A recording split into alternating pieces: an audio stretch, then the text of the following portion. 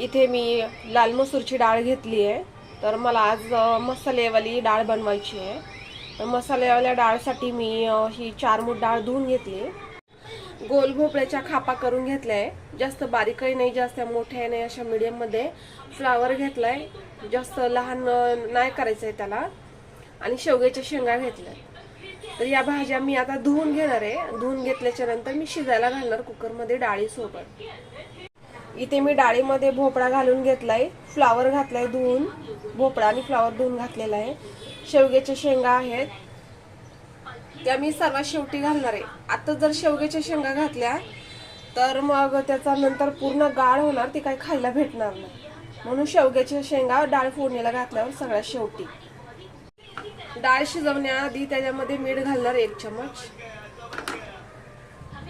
कुकरला झाकण लावून घेते आणि 1 शिट्टी काढायची फक्त। डाळीला 1 शिट्टी देऊन घेतली आहे आणि हे बघा अशी झाली आहे। भोपळा आणि फ्लावर फक्त शिजवून घेतलाय त्याच कुकर मध्ये डाळ घालून घेते। मोहरी घातली आहे, जिरं नाहीये तर मोहरी घातली आहे। ती मोहरी तडतडली की लसूण घालून घेणार त्यात। लसूण, कांदा, कढीपत्ता घालून घेतलाय। कांदा जरा लाल करून घ्यायचा आहे, मग त्यात टोमॅटो घालायचे।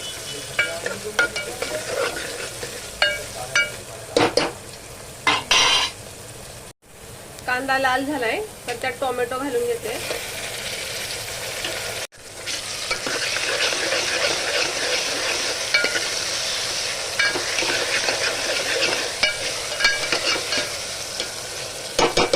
जरा वेळ टोमॅटो पण आता होऊन द्यायचे।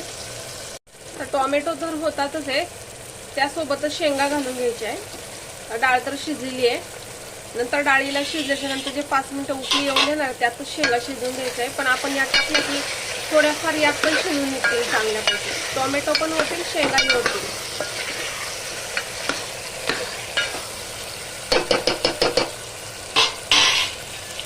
टोमॅटो चांगल्यापैकी शिजलेले आहे तर त्यामध्ये मसाले घालून देते।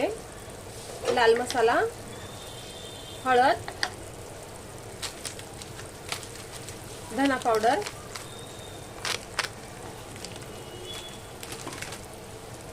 आणि सांबर मसाला घालायचा आहे। सांबर मसाला जरा बऱ्यापैकी जास्तच घालायचा आहे। आणि आता मिक्स करून घेते।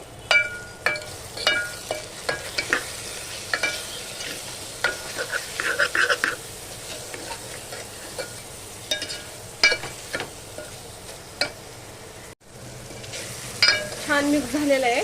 तर आता हा मसाला शिजायला 2 मिनिटं असंच ठेवायचं आहे। 2 मिनिटांनी मग यात थोडंसं पाणी घालून घ्यायचं। आता 2 मिनिटं शिजून घ्यायचं ह्याला असंच। मसाला छान शिजलाय, 2-3 मिनिटं ठेवलेला त्याला मी। आता त्यात जरा पाणी घालते।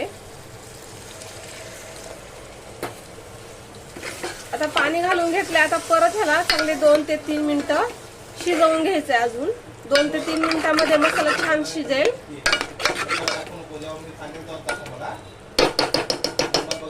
आता 2 ते 3 मिनिटं स्लो गॅसवर करून घ्यायचंय। मसाला छान झालाय, मसाल्याला छान तरी सुटली, तेल सोडतय मसाला, म्हणजे मसाला चांगला शिजून झालेला आहे। तर आता यामध्ये मी डाळ घालून घेते यामध्ये।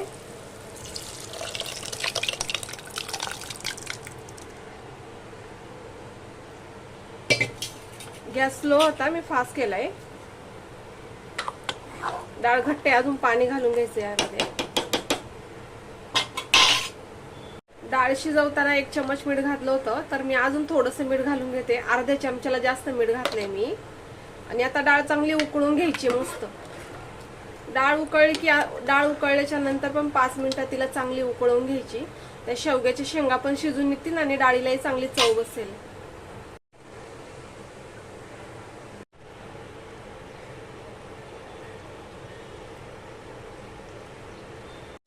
डाळ छान पैकी उकळली आहे आणि वा किती खुशबू येते, एकदम छान मस्त खुशबू येते।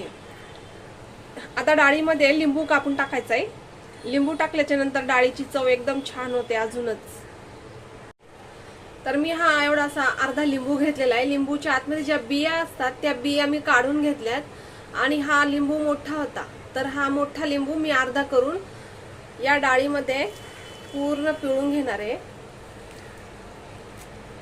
पूर्ण पिळला ना की पुन्हा अजून लिंबू घालायची गरज नाही, मग यातच होऊन जाणार सगळं.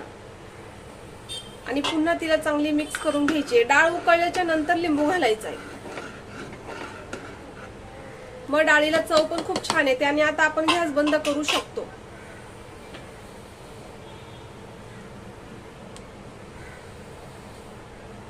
लिंबू पिळून झाल्याच्या नंतर मी डाळ चांगली मस्त हलवून एक 2 सेकंदासाठी फक्त गॅस फास्ट करणार आहे आणि मग गॅस बंद करून घेणार मी.